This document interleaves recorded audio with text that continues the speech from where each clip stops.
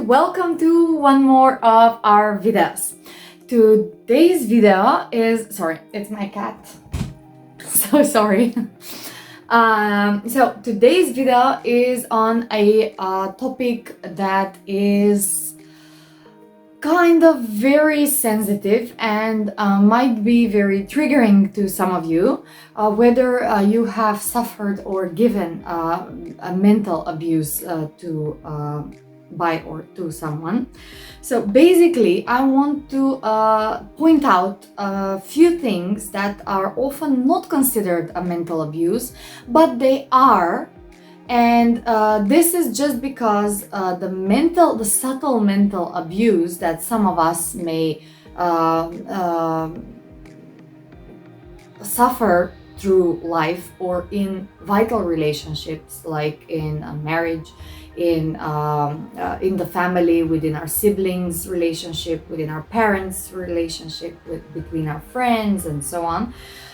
Very often in the educational system, it is some of the things that I will mention. You will notice that teachers or professors did to you or said to you or said to someone else in front of the class, and so on. So basically, I want to point out all of these things so that you know they are a degree of mental abuse to some extent, because the mental abuse is a huge contribution factor to developing mental illnesses and unhealthy mental conditions to every person. So often some of these things are seen as a traditional way to communicate with a child or with a sibling or with a friend, and we may not be aware that we are enduring, giving them we are mentally abusing them, and they are enduring mental abuse at the moment. So basically, aside of yelling, of verbal abuse, of insulting people, you are enduring mental abuse if someone is mocking your interests or perspective of things. If you don't feel safe that to express your opinion or something that you like or dislike, because you know you're going to be mocked or severely mocked about that, that means you are not in a safe environment, and the environment sets yourself for mental abuse. You can be eroding your boundaries and feeling pressure to do things you don't want to do, whether if it's eating, if it's going somewhere, if it's not going somewhere, if it's consuming content that you like, or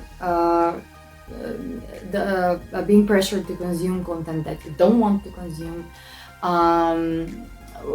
Whatever it is, it can also include physical and sexual activities, the way you dress, the way you what you listen to, what you want to watch, what you want to eat, everything, where you want to be at the moment.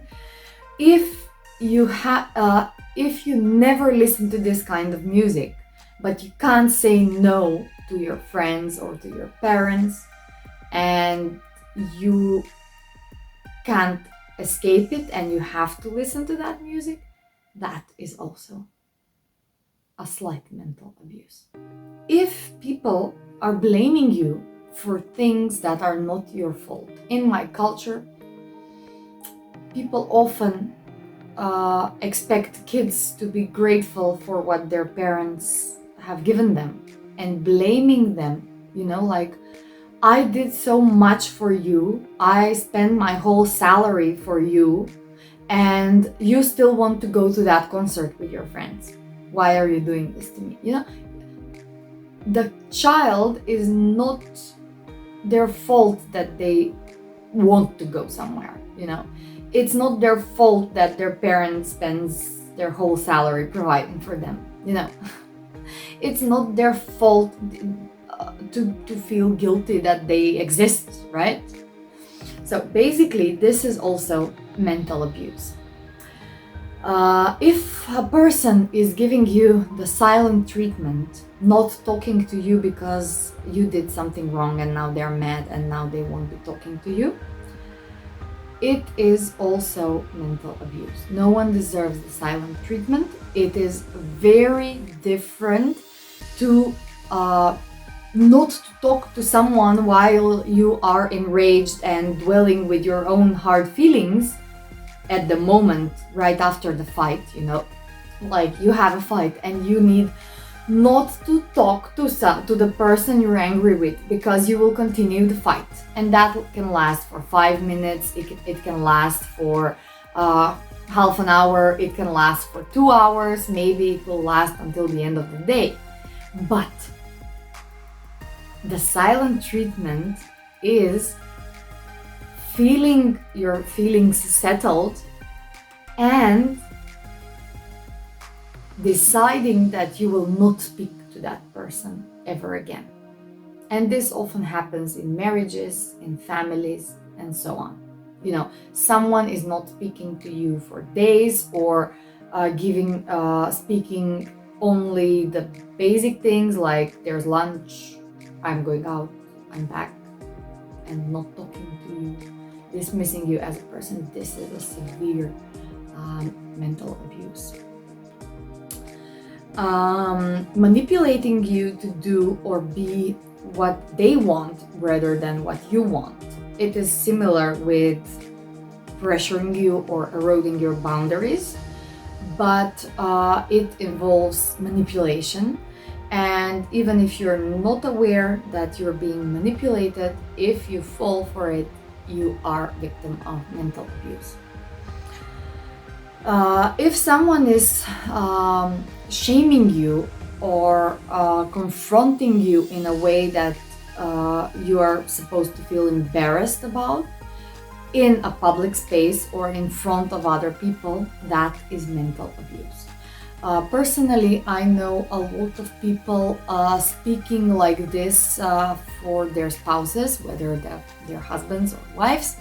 Not in person, so at home they're all fine, but when they are in company of other couples or of friends or siblings of the spouse, they start embarrassing them on purpose, and this is a form of mental abuse.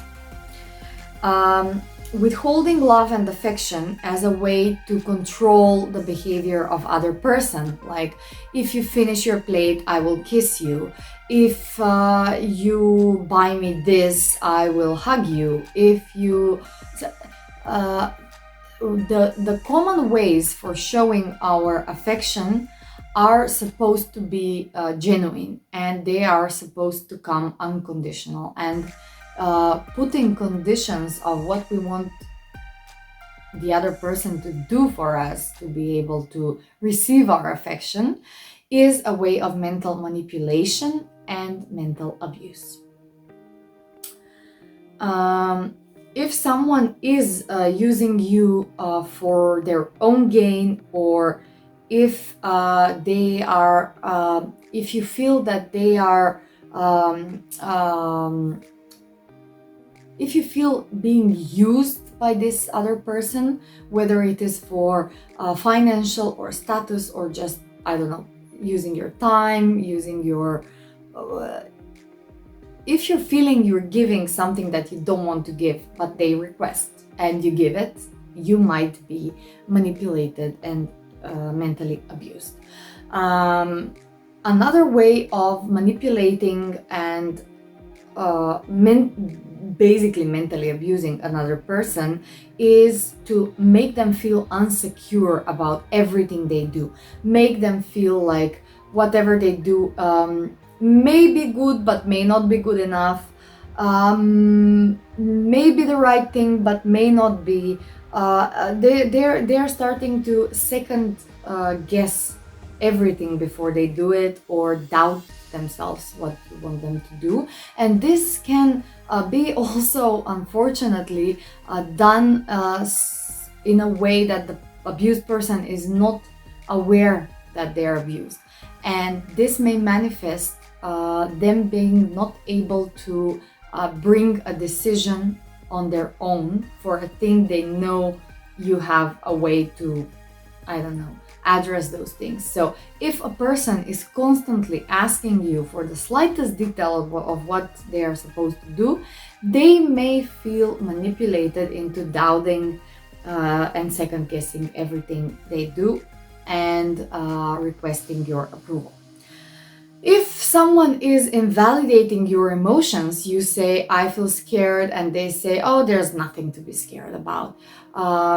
Or big girls don't get scared, you can't be scared. Or if you say, I feel sad because of this, and they say, oh, it's not a big deal. If you say, I'm very happy that this happened, and they say, oh, that's a very bad thing to be happy about because it has other consequences that you can't feel happy about.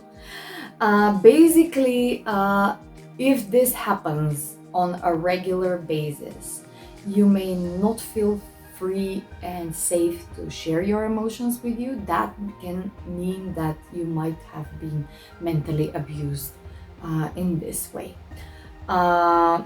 Few more things that are a certain sign of mental health abuse might be gaslighting, which is worth researching. If you don't know what it is, just Google gaslighting. Belittling your achievements, whether it is to make them look greater with greater achievements, or just you to feel belittled. It is the same as making you have to constantly prove your intentions, prove your feelings, prove your choices, over-explain why you feel the way you feel, why you do what you want to do, and so on.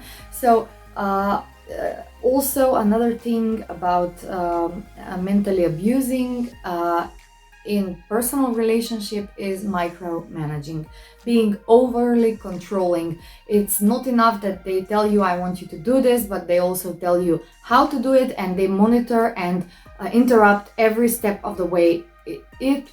It is mental abuse. If you don't feel I can do a certain thing, then don't ask it from me.